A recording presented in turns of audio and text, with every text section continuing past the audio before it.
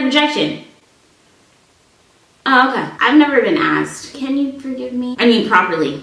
Never do it again. Hey guys, it's Shayna.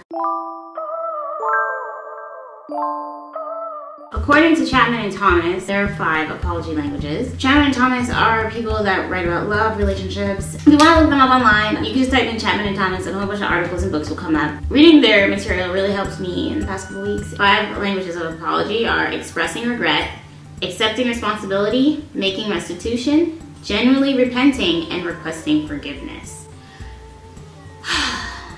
Right, that's a lot. But honestly, an apology doesn't necessarily need all 5 of those things. An exceptional apology has all 5 of those things. But there is certain things that are way more important to us than the other.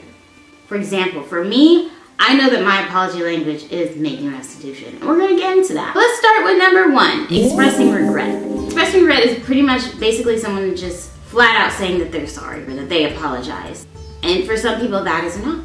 Expressing regret, like someone steps on your shoe and they realize it and it's like, oh my gosh, I apologize, just flat out saying it. And for some people, like I said, that's enough, and that's okay. Number 2, accepting responsibility. We could always get wrapped up into, well, if she hadn't said that, I wouldn't have said this. And so that takes away from accepting the responsibility of like, okay, but what you said was still pretty wrong. Regardless of whether someone else said something to you that was equally as wrong or even worse, you still have to accept responsibility for yourself that you were also not being very cognizant. Look at me with the SAT word.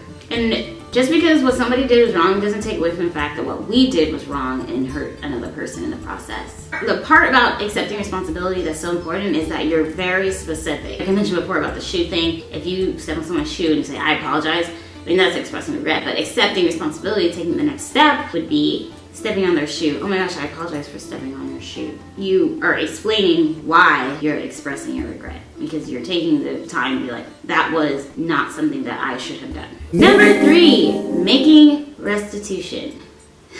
This is my apology language and it's a little complicated. To some people, a lot of the times this option is not even possible, but it is possible. So basically, making restitution is when saying an apology and accepting responsibility is not enough. You have to apologize, take responsibility, and then make amends. For example, 2 children are playing and one kid snatches the toy from the other kid and that kid says, oh, I'm sorry for snatching your toy.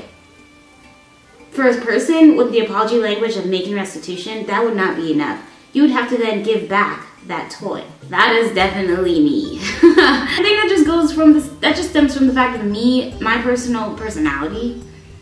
Oh yeah? My personality, I'm very like fair. I don't like to see anything be like off balance. And the reason why making restitution is so important, especially when it comes to words, is because when we believe that someone truly loves us, they would never say something to harm us or to hurt us. So then when that does happen, it's like, okay, what am I going to be assured with that what was said to me was not really true, or that you still love me? How am I going to be assured? And for someone with the apology language of making restitution, the only way to assure that is to make amends with what's happening. Number 4, genuinely repenting. I feel like a lot of people that I've dated in the past, this is their apology language, which I struggle with. I struggle with this apology language, not gonna lie. In my experience, it's been time sensitive. An apology loses its sincerity if you give that person no assurance that it's ever gonna happen again. So the only way to offset apologizing to this person is you do have to apologize, accept responsibility, undo what you did, and then never do it again. I'm not trying to laugh to be funny. I'm not. I get it. This is a very good apology language. It's just rooted in a lot of due diligence. I think to make this apology language really successful, a person will have to make a plan for success. Because if you're the person having to apologize to someone with this apology language, you have to make a game plan. You can't just apologize, reset it, and then say it'll never happen again, and then it happens again, because then that person will not believe you. You have to consciously make a plan. Like, you know what? All right, so this is what happened. I offset it. Okay, cool. I can't do this again. How can I change my behavior to have this not happen again? For a lot of people, it's really hard to figure out, but don't be discouraged. Just keep trying, keep going at it, and you definitely will. And even if you have to communicate that to the person, like, yo, like, I'm not gonna lie, I don't know how to do this. You could ask them, how can I not do this ever again? Like, what are some steps that I can do? Number 5, last but not least, requesting forgiveness. I don't think I know anyone with this apology language, but this is a very powerful one in my opinion. I've never been asked, can you forgive me? I mean, properly. Because in order for anyone to ask for forgiveness, they would have to do the first 4 apology languages correctly. For this element of apology, I think it is difficult for probably both parties, because we're just human, and I think ego gets in the way a lot of the time, where it's like, I've done all of this work already, and I still have to ask for forgiveness? Why do I have to ask anything? I've done all the steps. If this person doesn't forgive me after this, well, then it was never meant to be. And it's like, you can't think like that. It's hard for the asker because you're admitting failure, and then you're also putting yourself set up for possible rejection. And trust me, I don't think anybody likes rejection. Nobody. Raise your hand if you like rejection. Oh, okay. And then it's hard for the person that is being asked, because then it almost feels like you're asked to squander your own justice. Sometimes, again, our ego crawls in and it's like, you know what? This person did not suffer enough.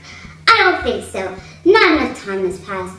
They didn't do this. They didn't do that. I don't think so. Raise your hand if you've ever done that. But despite the difficulty, just flat out genuinely asking someone, will you forgive me?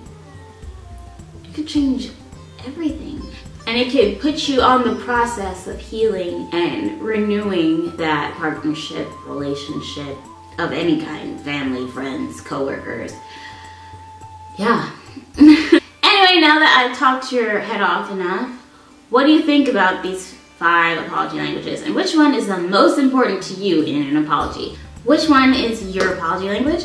Comment down below, and I will see ya.